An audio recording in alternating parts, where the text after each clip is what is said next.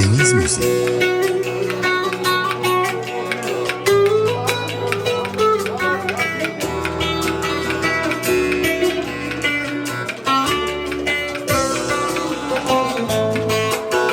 Sözüne çobanırım,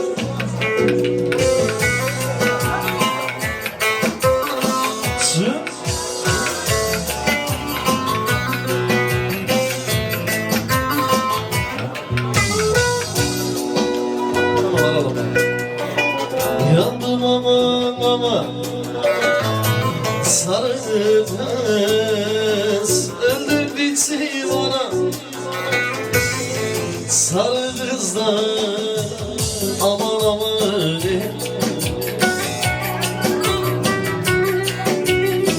Yavrum bir sustur. Yandım, öldüm aman.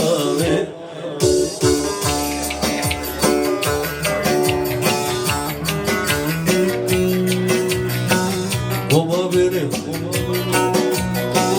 yalnızlar, sana gavur zilli kız.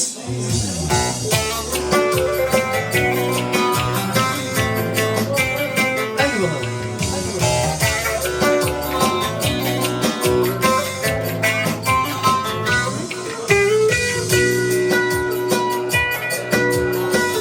Aman sarı saçın yaş mı olur? Haydi sarı saçın yaş mı olur da, ah aman aman.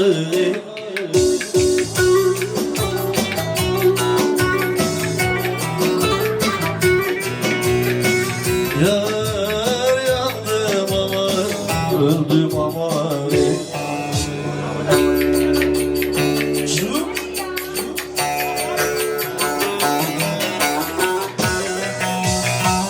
Baba benim yalnızlar, sana yavur serhoş kız.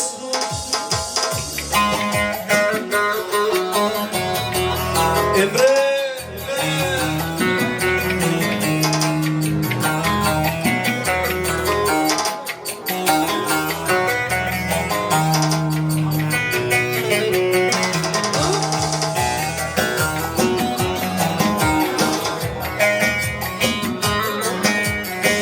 köprünün altında bin kaymak buldum, acelimde buldum, sürmeni acelimde buldum, amanın seferinde buldum.